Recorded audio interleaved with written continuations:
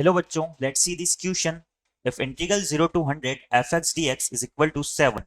then sigma r equal to 1 to 100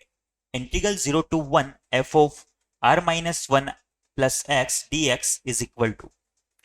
तो बच्चों इस क्वेश्चन में हमें दिया हुआ है कि जो integral 0 to 100 f x d x है वो 7 के इक्वल है और हमें sigma r equal to 1 to 100 integral 0 to 1 f of r minus 1 plus x d x की वैल्यू इस क्वेश्चन में फाइंड आउट करनी है। तो क्वेश्चन में हमें दिया हुआ है गिवन दैट जो हमारा integral 0 to 100 f x d x ये हमारा इक्वल है 7 के, इसे हम इक्वेशन 1 नाम दे देते हैं और जो क्वेश्चन में हमें इंटीग्रल फाइंड आउट करना है उसे हम आई के इक्वल मान लेते हैं। Let our I is equal to sigma r equal to 1 to 100 integral 0 to 1 f of r minus 1 plus x dx। यहां से हमारा आई किसके इक्वल हो जाएगा, हम r को 1 बाई 1 वैल्यू यहां पर पुट कर देते हैं तो ये हमारा हो जाएगा इंटीग्रल 0 टू 1 r की वैल्यू 1 पुट करेंगे तो ये हो जाएगा F x d x plus 1 से 2 r की वैल्यू को जब 2 पुट करेंगे तो ये हो जाएगा 0 to 1 f of 1 plus x dx plus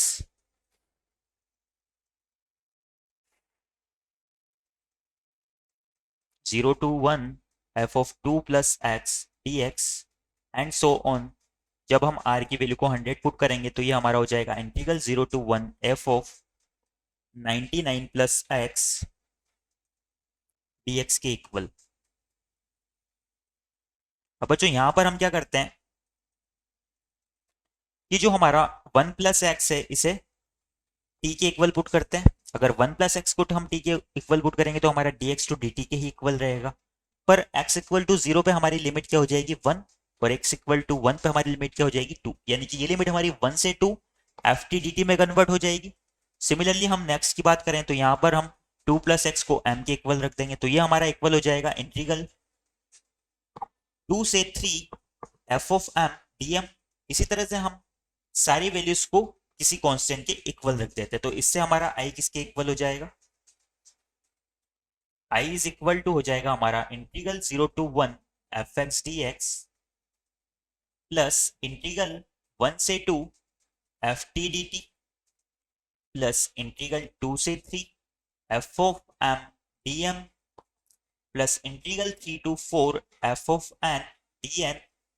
and so on. हमारा जो लास्ट वाला टर्म हो जाएगा उसमें लिमिट हमारी हो जाएगी 99 to 100 f of u d u. अब बच्चों अगर इन सभी को हम ध्यान से देखें तो ये हमारे F of x d x की फॉर्म में है, तो हम यहाँ पर टी एम एन और इन सारे कांस्टेंट को, इन सारे वेरिएबल्स को हम एक्स से रिप्लेस कर सकते हैं। तो यहां से हमारा आई किसके इक्वल हो जाएगा 0 to 1 f x d x plus integral 1 से 2 f x d x plus integral 2 से 3 एफ एक्स डी एक्स और जो हमारा लास्ट वाला टर्म हो जाएगा उसमें 99 to 100 f of x d x. अब बच्चों हमें इंटीग्रेशन की एक प्रॉपर्टी पता है, हमारी प्रॉपर्टी होती है सिंस जो हमारा integration a to b f x d x plus integration b to c f x d x है,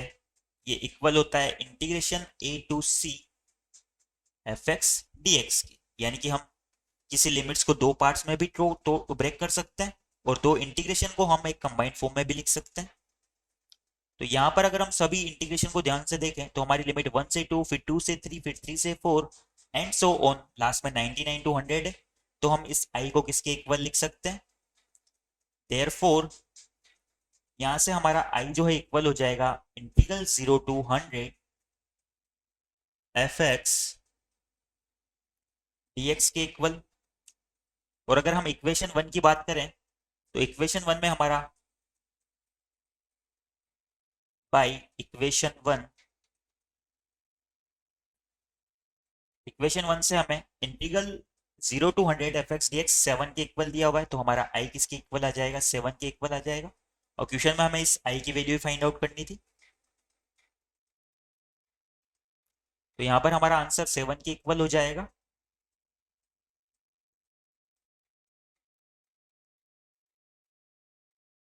Our final answer is equal to 7. I hope you understand it well. Best of luck.